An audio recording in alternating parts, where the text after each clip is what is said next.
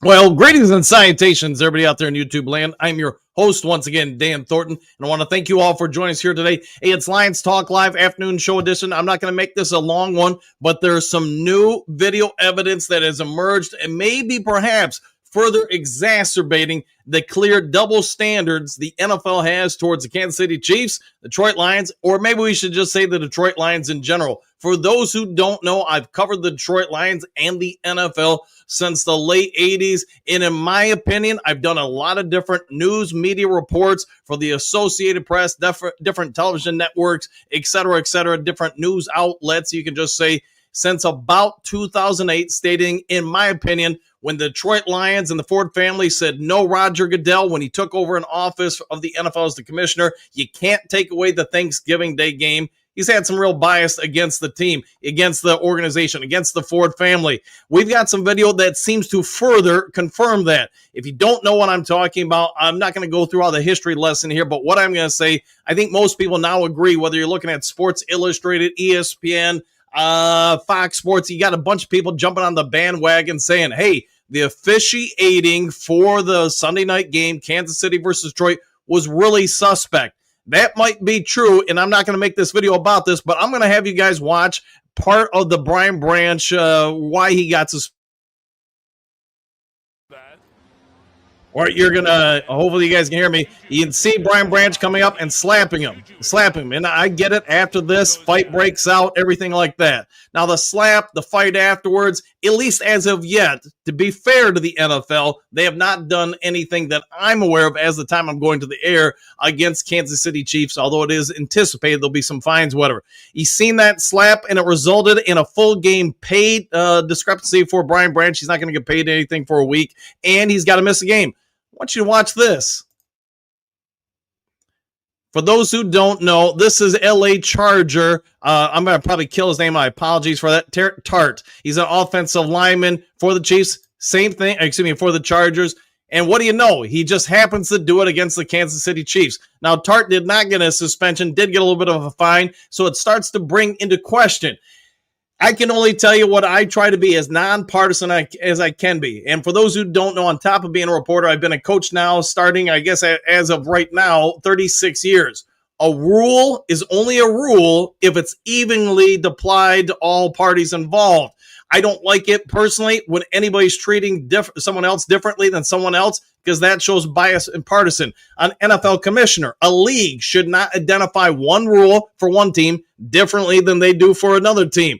We can all have our thoughts on the flags. I think Sports Illustrated and CBS Sports did a real good job breaking down the full game video and say, hey, we came up with, depending on whose article you read, 10 to 17 different plays that should have been called against the Kansas City Chiefs. Yes, they point out some of this is interpretation of the rules, but they also do a good job pointing out to have everybody just say, nah, on all 17 or 10 of these, that none of these are flags. That shows favoritism. Now, you add in the fact that Brian Branch is now going to be suspended for one game from the Detroit Lions. And when you look at this play here, it looks that. And then Branch and Juju continue to pass by, and he gives Juju a shot.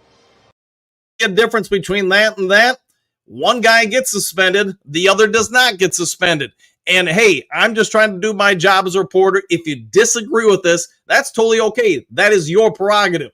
But since 2008, in my opinion, and I've done a number of, again, stories on this for different news outlets. I've done some on YouTube, even this channel, stating this is about the 29th odd moment in time since 2008 when Goodell takes office. The Lions pull some funding for advertising due to the financial crisis from the NFL. They don't allow Rodger Goodell to remove the Thanksgiving Day game from him. And I can just tell you, it seems like human nature's in play here, where Rodger Goodell has a real beef with the Ford family and taking it out on the Detroit Lions. I would be here for 10 hours if we went through every time we find the Lions getting flagged for some obscure rule that nobody's heard of before, sort of like you saw in the first drive of the game with the Jared Goff situation, the touchdown pass, the Kelvin Johnson, catch. And again, you can be here for 10 years going through all of them. Prior to 2008, none of this seems to happen to the team. It does appear since Goodell takes office, though, there's a whole lot of this going on. Have your opinions on this. What do you think of the video? Again, I can only share my opinion. And yes, there are some people at CBS Sports, Fox Sports. That's how I got the video. Bringing it up that slap sure looks a whole lot like this slap on Sunday Night Football. You know, again, is it probably unexpected that Branch got fined? Probably, excuse me, not fined, but suspended? No. What is unexpected is now that more evidence comes out that the exact same thing happened with the Chargers and Tart versus Kansas City and no suspension. You have to start wondering why one party gets suspended, one party doesn't. One team gets flags, the other team doesn't. And again, if it smells like a fire to me, it sure seems like a fire, is in order. I'll go real quick through the comment section. Now I got to get back to work. So small NFL did us dirty. I think there's more and more evidence to that fact. I don't know the guy. I think he's on Fox Sports. Maybe it's CBS Sports, something like that. I think his name's Carson. I probably should have wrote it down. Apologies, guys. But he had about a 15-minute breakdown on it yesterday's show. I'll see if I can find it and throw it maybe somewhere for you guys to link to it. But he went on and said, you want to know how the NFL is favoring Kansas City? Go and chat and just watch the Sunday night game. Not a single flag. He goes through it. And again, I know I mentioned this yesterday in a video. Since 2000, there's only been 12 of these games where nobody's ever been flagged for a penalty during the game. The fact that the Kansas City Chiefs in 2018, that's Mahomes' second year, by the way, in the NFL, have gotten 4 of these games. Nobody else got more than 1. That's how about that for something. Bo, good morning, Duke Crew. Well, now we get a totally different view, question mark. Of course, we knew this all along. Woo! I'll go with that. Fireworks Friday. Hey, Coach and crew, back at you. Just say, Kate, get them, Coach. Hey, that's what a good journalist does. Dave, thanks, Coach. Anytime, my friend. Glad to see you, man. Feels like it's been a hot second. Dennis, what up, Doe? And now you know. Lauren, NFL is entertainment now like wrestling. I don't think they predetermine, and Lauren, I don't disagree with you, but I don't think they go out there and say, hey, you're going to win, you're going to throw a touchdown here, you're going to give up a sack there. But in my opinion, there are games, sort of like Sunday, where they're like, if we can massage some gray areas here and try to help a team, I do think they do that. But at the end of the day, if Mahomes is getting hit while he throws a pick six, they're not going to wash that off the board or anything like that. Mark, facts. I do try to go with facts. Bo, officiating. I'll go with that with an exclamation point. Jess, I stand with Branch. I do too, man. And I get MCDC's got to do coach speak. He's got to stand up for his guys, say, hey, we can't do that kind of stuff. I totally get that. I also believe behind closed doors, MCDC and the Detroit Lions are probably having some conversations about this, and I sure hope Sheila Hamp is on top of this as well.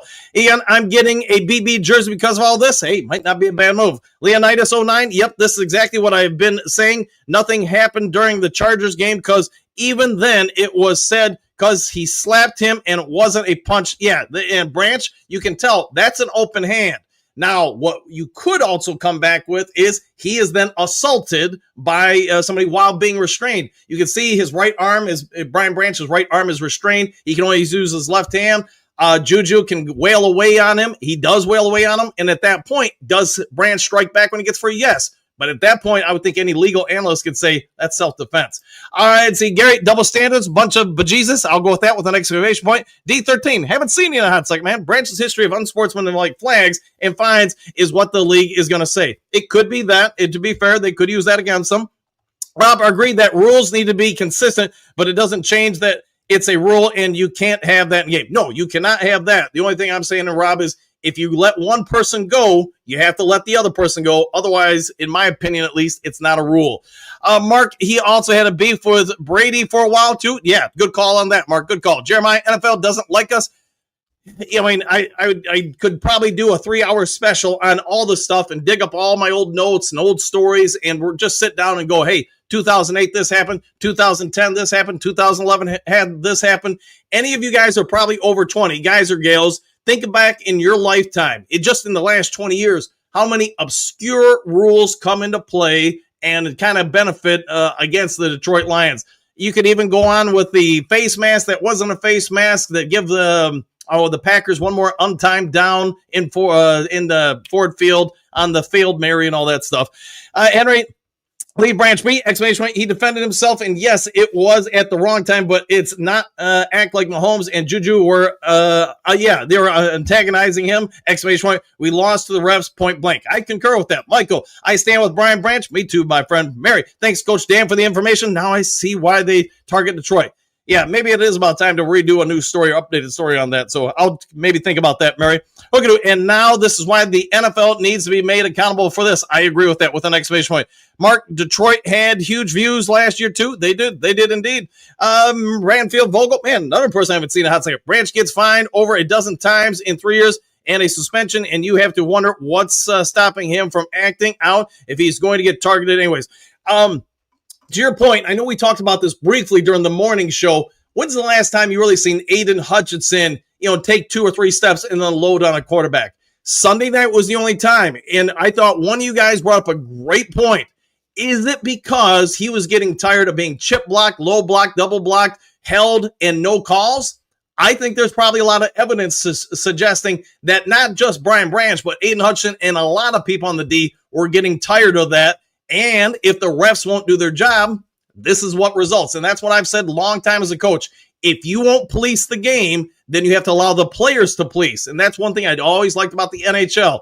Refs are there, but you know what? The players, they do control it to a lot of degree, because if you allow too much, they will step in. All right, Thomas, they called 0 penalties on the Chiefs, and it was blankety 5 for sure penalties. Yeah, and I get why they don't call all the suggested 10 or 17 plays. By the way, I don't have a problem with any of the calls against Detroit. I do have a problem with, the one time they called Kelsey, he looked at the refs and said, hey, on third down, I'm getting held. The hand for Rocky Osing does get inside his jersey. I get that. But now you have to call it when you see it on the other sideline too. Otherwise, it's not a rule. Gary, I've been seeing way worse than this, and they never got suspended. I concur. Henry, the Lions lost 2 games for the season. It's win all from here. Let's get after it. All right, guys, I got to get back to work. Sorry I couldn't get through everybody, but I did want to get this evidence to you guys. Hopefully it helps out. If you guys have anything else, leave a comment, message, whatever you have you. Reach out to me, and I'll get on it. But you know what? The more this thing kind of unfolds, I think the more and more the national media, give them some credit. They're actually jumping on the fact that maybe there's a hose job going on Sunday night, and I don't think that's much of a reach to say any of that. All right, guys, take care. Do something kind for somebody you don't know. Be a good human being. We'll catch you all on the next Lions Talk Live. Have a good one, everybody. Happy trail.